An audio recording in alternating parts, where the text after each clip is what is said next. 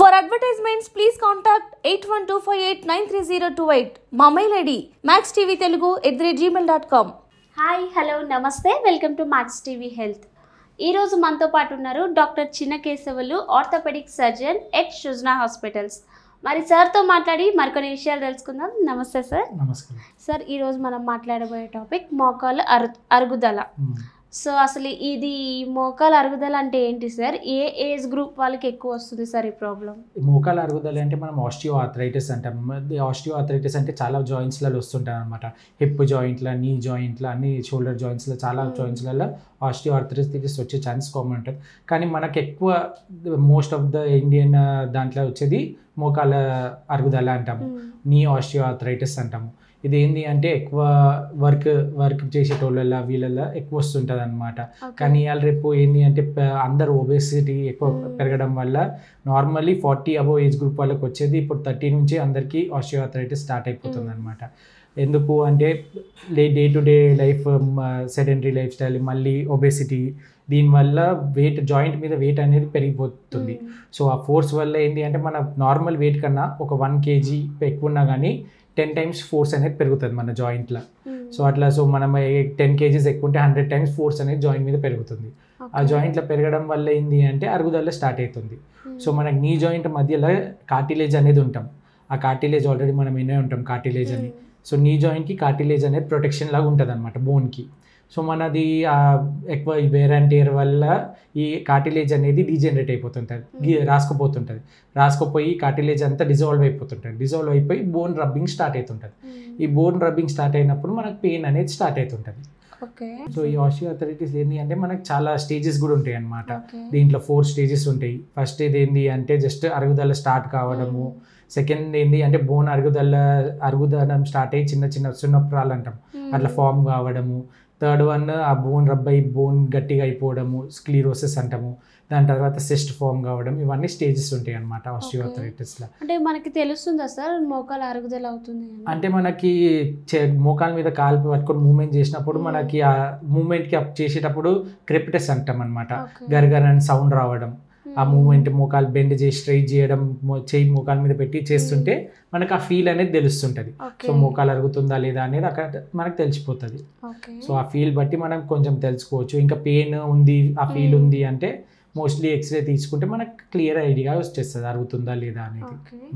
Sir, ఇప్పుడు ఈ మోకాలు అరుగుదలకి రిస్క్ ఫ్యాక్టర్స్ ఉంటాయి కదా సార్, ఆ రిస్క్ ఫ్యాక్టర్స్ ఏంటి sir? Mainly diabetic patients, obesity, ఇవన్నీ మెయిన్ రిస్క్ ఫ్యాక్టర్స్. ఇంకా ఈ కోవిడ్ రావడం వల్ల స్టీరాయిడ్ యూజ్ కూడా పెరిగిపోయింది. ఆ స్టీరాయిడ్ యూజ్ వల్ల బోన్స్ అనేది వీక్ అయిపోతున్నాయి. ఆ ఆస్టియోపోరోసిస్ వల్ల కూడా అరుగుదల అనేది పెరుగుతుంది. సో ఇవన్నీ రీజన్స్ వల్ల చాలా జల్దీ నార్మల్లీ లేట్ ఏజ్లలో వచ్చేది మిడిల్ ఏజ్లోనే అరుగుదల అనేది చాలా మంది వస్తారు ఈ మధ్య. So because of this risk factors అనేది ఈ అరుగుదల ఎక్కువ అయిపోతుంది. మోకాలు అరుగుదలకి ఎటువంటి ట్రీట్మెంట్ ఉంటుంది సార్ మన దగ్గర? మనకి ఏంటి అంటే స్టేజెస్ ప్రకారం ట్రీట్మెంట్ ఉంటుంది. ఫస్ట్ సెకండ్ స్టేజ్లో అనుకోండి మనము మెడికేషన్స్ ఇచ్చి చూడవచ్చు. ఫస్ట్ ఒక 1 month అట్లా మెడికేషన్స్ ఇచ్చి చూస్తాము. మనకు హైల్యూరోనిక్ యాసిడ్, గ్లూకోసమైన్స్, ఇవన్నీ ట్యాబ్లెట్స్ ఉంటాయి అనమాట. ఏంటి అంటే గుజ్జు పెరగడానికి, కార్టిలేజ్ అనేది పెరగడానికి ట్యాబ్లెట్స్ ఉంటాయి అనమాట. సో అవి ఇచ్చి పెయిన్ కిల్లర్స్ ఇచ్చి కొంచెం కంట్రోల్ చేయడానికి ట్రై చేస్తాం. ఇంకా లైఫ్ స్టైల్ మోడిఫై చేయమని చెప్తాము. లైక్ కింద క్రాస్ లెగ్ కూర్చోవడము, మెట్లు ఎక్కడము, ఇంకా బాత్రూమ్ కూడా వెస్టర్న్ బాత్రూమ్ యూజ్ చేయడము, ఇవన్నీ చెప్తుంటాం. సో ఇవి చేస్తుంటే మనం ఇంకా ఎక్కువ స్టేజ్ పెరగకుండా ఆపడానికి ట్రై చేయొచ్చు అనమాట. ట్రై చేసుకుంటా పెయిన్ కిల్లర్స్ ఇచ్చి కొంచెం ఈ ఏమంటారు కార్టిలేజ్ పెరిగే మెడికేషన్స్ ఇస్తే కొందరికి ఇంప్రూవ్మెంట్ ఉంటుంది అనమాట. కొందరికి ఏంటంటే ఇవి ఇచ్చినా కానీ ఇంప్రూవ్మెంట్ ఉండదు. సో వాళ్ళకి స్టేజ్ 1, స్టేజ్ 2 వాళ్ళకి PRP ఇంజెక్షన్స్ అంటాం. మన బ్లడ్ల నుంచే ప్లేట్లెట్స్ ప్లాస్మా తీసుకుంటాం. ప్లాస్మాలో ప్లేట్లెట్స్ ఉంటుంది, దాంట్లో హీలింగ్ ప్రాపర్టీస్ ఉంటాయి అనమాట. సో కార్టిలేజ్ హీలింగ్కి హెల్ప్ చేస్తాయి.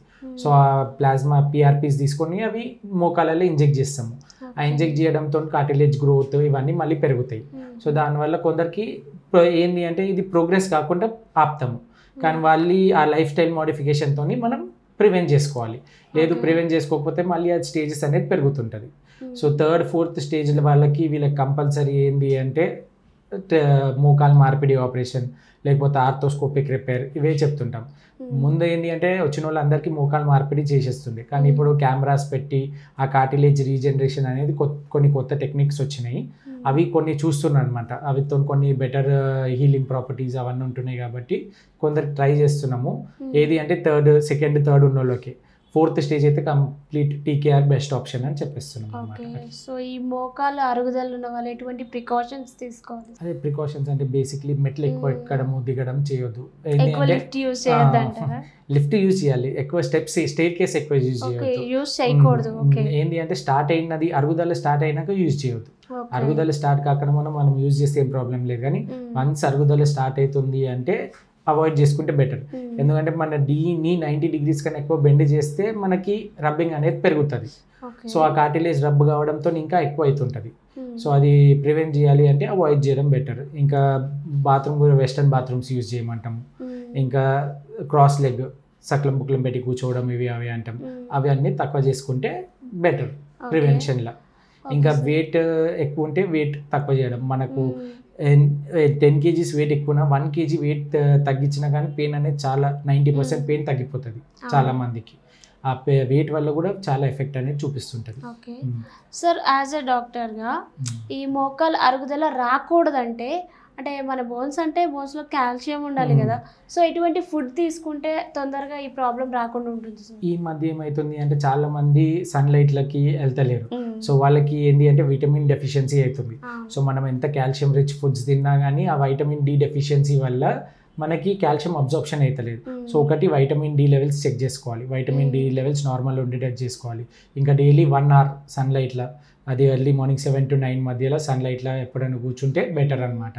సో దాంతో వైటమిన్ డి అనేది ఆటోమేటిక్గా కొలెస్ట్రాల్ అనేది వైటమిన్ డిగా కన్వర్ట్ అవుతుంది. సో ఒకటి కొలెస్ట్రాల్ తగ్గుతుంది, ఇంకొకటి వైటమిన్ డి ప్రొడక్షన్ కూడా పెరుగుతుంది. ఇంకొకటి ఏంటి అంటే కాల్షియం రిచ్ ఫుడ్స్ లైక్ పాలు, పెరుగు, గ్రీన్ లీఫీ వెజిటేబుల్స్ ఇవన్నీ ఎక్కువ తింటుంటే కూడా కాల్షియం అనేది మన బాడీలో పెరుగుతుంటుంది. ఇంకా మెయిన్లీ ఫీమేల్స్లో ఏంటి అంటే వాళ్ళకి మెనోపాజ్ వచ్చినాక వాళ్ళకి ఏంటి అంటే కాల్షియం లెవెల్స్ తగ్గిపోతుంది. Because of the hormonal imbalance calcium levels బోన్లలో చాలా తగ్గిపోతుంది. సో వీళ్ళకి కంపల్సరీ కాల్షియం సప్లిమెంట్స్ అన్నా లేకపోతే మిల్క్ తాగడం అన్నా ఇట్లాంటివి ఏమన్నా కంపల్సరీ చేసుకుంటూ ఉండాలి. ఫీమేల్స్ మోర్ ప్రోన్ అనమాట ఈ ఆస్టియోఆర్థరైటిస్ ఇవన్నిటికి because of the calcium deficiency. Okay sir, చాలా మంది డాక్టర్ని కన్సల్ట్ అవ్వకుండా కాల్షియం టాబ్లెట్స్ వేసుకుంటారు కదా, అది మంచిది అంటారా సార్? అంటే ఇప్పుడు మనకి ఏంటి అంటే కాల్షియం నార్మల్ లెవెల్స్ ఉంది అంటే అవసరం ఉండదు కాల్షియం లెవెల్స్. సో మనకి కాల్షియం ఎంత తీసుకున్నా కానీ అబ్జార్ప్షన్ ఇవన్నీ చూసుకోవాలి. సో మనకు అబ్జార్ప్షన్ మంచిగా లేదు, కాల్షియం లెవెల్స్ ఎక్కువ ఉన్నా అన్నప్పుడు ఈ కాల్షియం టాబ్లెట్స్ ఎంత తీసుకున్నా యూజ్ ఉండదు. సో ఒక్కొక్కసారి ఏంటి అంటే హైపర్ కాల్షియమియా అవుతుంది అనమాట. హైపర్ కాల్షియం అంటే కాల్షియం లెవెల్స్ బాడీలో పెరిగినా కానీ ప్రాబ్లమ్స్ అవుతుంటాయి. రీనల్ స్టోన్స్, కిడ్నీ స్టోన్స్ ఇవన్నీ, లేకపోతే గ్యాల్ బ్లాడర్ స్టోన్స్ ఇవన్నీ ఫామ్ కావడం కామన్ అనమాట కాల్షియం లెవెల్స్ ఎక్కువ ఉండడం వల్ల బాడీలో. సో వాళ్ళకి ఏంటి అంటే సో అందుకే మన calcium levels, vitamin D levels అన్నీ చెక్ చేసుకొని దాన్ని బట్టి తీసుకుంటే better. So unnecessary calcium tablets తీసుకున్నా కానీ ఈ స్టోన్స్ వచ్చే రిస్క్ ఇవన్నీ ఉంటాయి అన్నమాట. వితౌట్ డాక్టర్ కన్సల్టేషన్ వేసుకోకూడదు, వేసుకోకపోతే బెటర్. ఓకే, చాలా బాగా ఎక్స్ప్లెయిన్ చేస్తారు. Thank you so much.